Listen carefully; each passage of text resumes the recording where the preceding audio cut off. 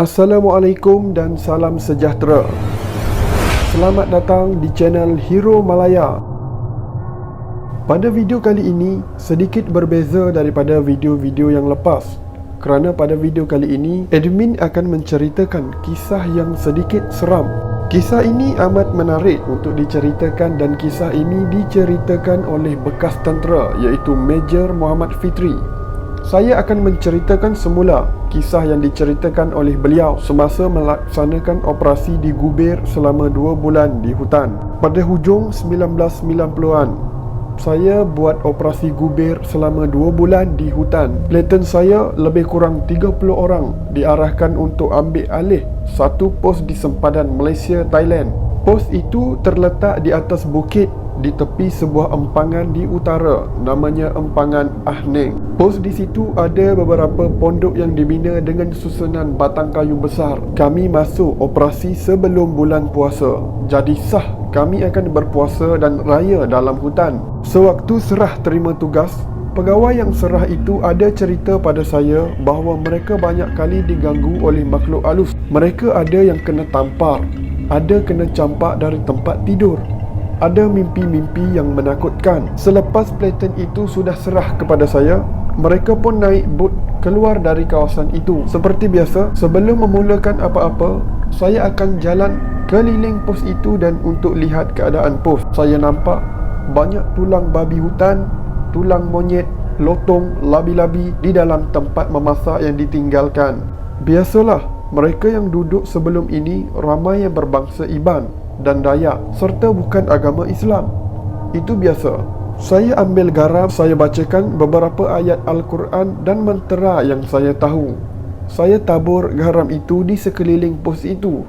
Saya arahkan anggota saya jangan tidur dalam pondok-pondok yang ada di situ, dan semua sekali kena buat hemok dan tidur dengan kemah ponco masing-masing. Masuk waktu maghrib, saya suruh anak buah saya azan dan kami solat isyak berjemaah di atas lantai hutan berteman cahaya lilin sahaja. Saya jadi imam dan sarjan saya jadi bilalnya. Malam itu hujan turun selebat-lebatnya. Angin ribut kuat dan menakutkan. Terdengar bunyi pokok-pokok balak yang patah dan tumbang. Kami masing-masing serah nyawa pada Allah sahaja. Kalau itulah ajal kami reda. Tiba-tiba air yang datang entah dari mana mula banjir separuh betis di pos kami. Pelik, kami ini duduk di atas bukit. Mana ada air nak bertakung dan mengalir ke arah kami. Air sepatutnya turun terus ke bawah. Kami semua bertahan dan berdiam di kemah masing-masing. Saya hanya mampu berzikir dan mengulangi bacaan ayat Al-Quran berulang-ulang hingga saya tertidur memeluk senjata. Saya bermimpi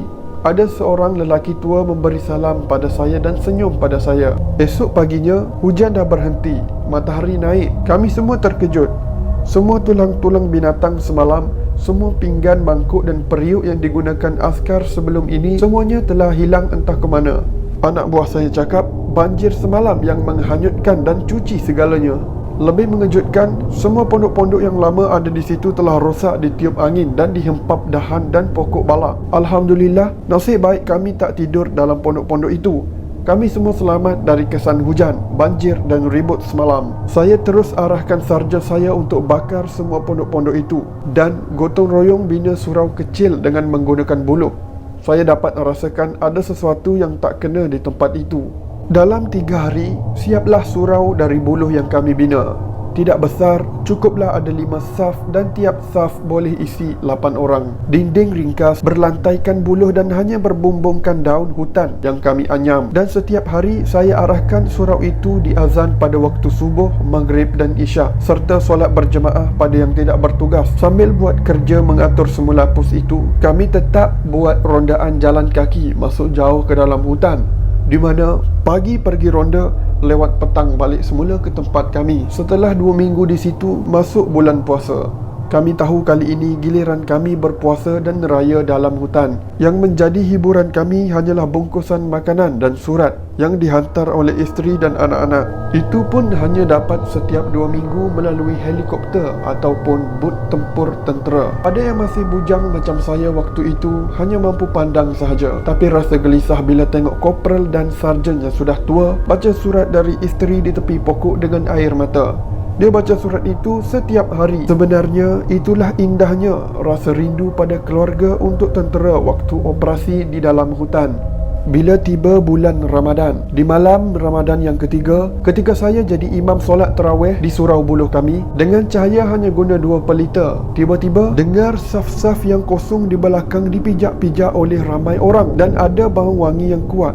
Waktu saya sebagai imam habis baca Fatihah, kami dengar suara kuat mengaminkan macam suara dari 50 orang. Sedangkan kami yang terawih waktu itu hanya 8 orang.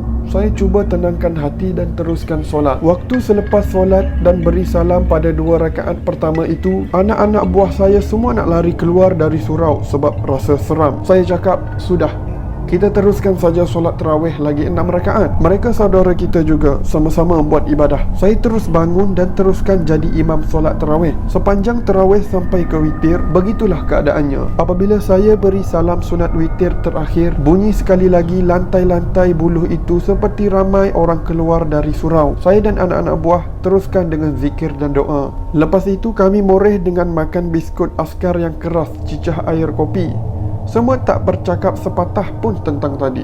Lepas minum, semua masuk tidur di kemah masing-masing. Pukul 2 pagi. Dalam gelap gelita, juru radio yang di sebelah kemah saya kejut saya. Katanya, "Tuan, bangun.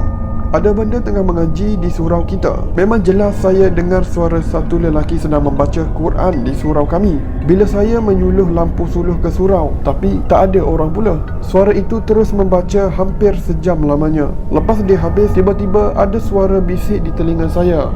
"Fitri, boleh kita berjumpa?" Saya berdebar, takut. Saya balas, "Jumpa di mana?" Suara itu bisik lagi, "Jumpa di pokok hujung permatang bukit ini." Saya serba salah. Apa nak dibuat? Dah pukul 3 pagi. Anggota yang bertugas sentri yang jaga pos ada di tengah pos. Saya kena berani dan hadapi juga benda ini. Mungkin ini baik untuk kami.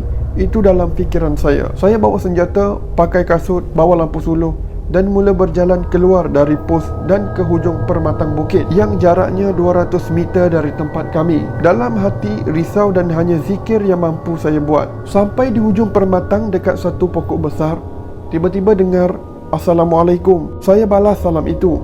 Saya suluh keliling, tak ada orang. Saya terus bertanya, "Siapa kamu? Apa kamu mahu?" Dia jawab, "Tenanglah. Aku juga Islam. Aku ketua di kampung ini." Saya uji lagi dia dengan beberapa soalan. Dia jawab dengan betul. Jadi hati saya mula tenang. Selepas itu, saya duduk di lantai hutan dan kami bersembang agak lama dalam banyak perkara. Saya tak nampak dia, hanya suara. Ringkas cerita, saya balik ke pos dalam pukul 5 untuk bersahur. Esok waktu siang, saya cakap pada sarjan yang saya teringin nak makan lauk ikan untuk berbuka puasa nanti. Sarjan dan beberapa anak buah turun ke empangan nak menjala dan pancing ikan. Tiba-tiba entah dari mana datang timbul berbagai jenis ikan yang banyak ke tepi empangan di tempat kami. Tak perlu pancing pun, ikan-ikan itu seperti menyerah diri. Tangkap dengan tangan sahaja.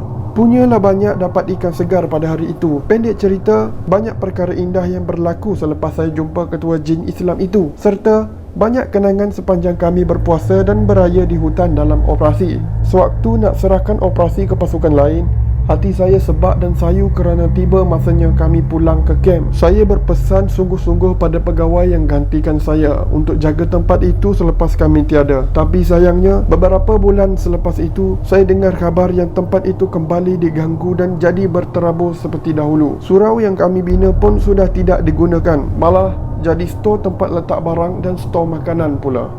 Terima kasih kerana menonton dan jumpa lagi pada video yang akan datang.